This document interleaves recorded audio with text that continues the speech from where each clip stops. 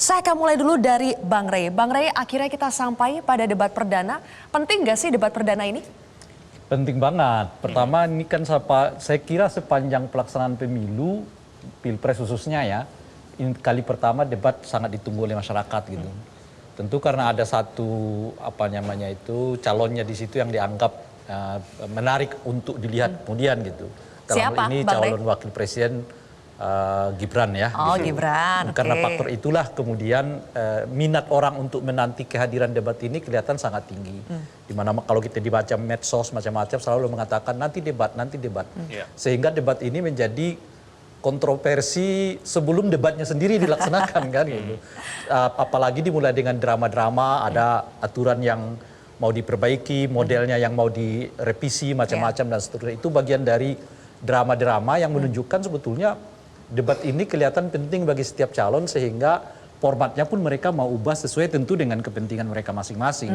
Dan itu boleh-boleh saja kan. Pada akhirnya kemudian disepakati modelnya sama. Perubahannya mungkin hanya menghadirkan calon presiden wakil presiden, tetapi tetap kalau calon presidennya yang lagi debat, ya beliau lah yang menguasai forum gitu. Calon wakil presidennya lagi debat, ya beliau lah yang menguasai forum. Model pendampingannya itu nanti akan kita lihat ya seperti apa sih persisnya. Saya kira duduk aja di samping begitu. Sebetulnya itu juga bukan model baru, kan sebelum-sebelumnya juga udah pernah kita pergunakan model yang seperti ini gitu. Yang agak baru itu kan sebenarnya mereka bisa kerjasama gitu. Itu yang ide awalnya itu kan, yang itu kemudian ditolak ya. Atau ada ide supaya tidak boleh ada sanggah-sanggahan gitu, atau sanggah-sanggahan itu diperkecil gitu. Ya itu juga kemudian ditolak. Ide kembali ke format semula bahwa menghadirkan kedua pasangan itu dalam satu tempat itu sebetulnya juga format yang sudah berulang kali, bahkan di pilkada-pilkada juga terbiasa kita menggunakan hal yang sama gitu. Jadi dalam aspek itu saya kira nggak ada terlalu yang baru gitu. Itu yang pertama.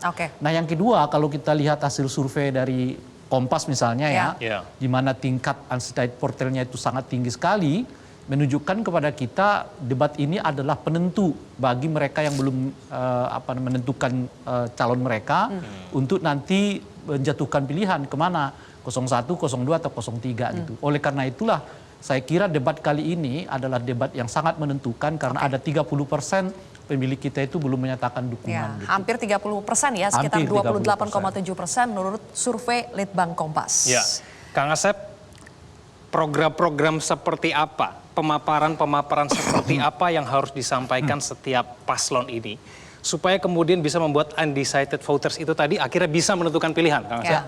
Yang pertama debat ini harus hebat, kuat, bukan mufakat, apalagi cerdas, cermat. Satu itu. Kedua, yang lebih penting lagi, nanti pertanyaannya ya apa mau kualitatif, kuantitatif, supaya jawabannya tidak manipulatif. Karena yang kita butuhkan apa?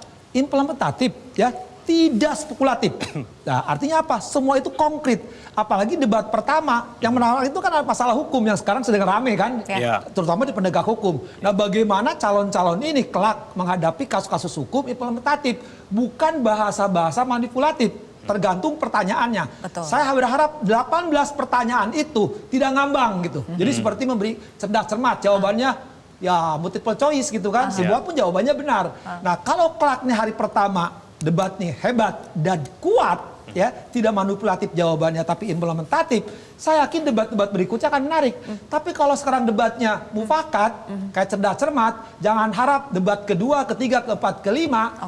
Orang paling nggak heboh kok, apain juga kita nonton. Jadi ini penentunya ya, penentu kan awal kalau sekarang yang pertama itu kan penampilan, bungkusnya. Apalagi yang menarik kan salah satunya adalah masalah hukum. Kalau yang lain-lain kan biasa-biasa aja, yang luar biasa itu justru ketika capres. Nah, tapi saya juga menyesalkan ya nih KPU ya, ngapain kalau cuma pendamping? Ya kan cerdas cermat juga bisa dibisikin. Kalau cuma pendamping, cuma gini-gini ya ngapain? Kalau menurut saya ya, dua-duanya bisa ngomong aja nggak apa-apa, kita ditanyakan ya dua-duanya bisa jawab. Kan presiden itu dibantu oleh wapresnya nanti kan. Sekarang kan calon mendampingi. Kalau cuma ngedampingi doang mah cuman ngiri, ya nggak usah nonton TV aja di sini.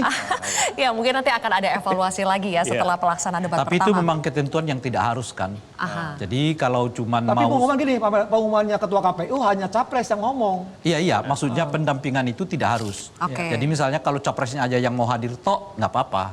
Tapi kalau mau didampingi aja tapi duduk aja mendampinginya ya Nah, memang itu begitu mah gitu. tinggal ini. Iya. Asik nih panelis kita sudah berdebat sendiri ya. Ya, nanti kita akan lanjutkan diskusinya Kang Asep dan juga Bang Rey.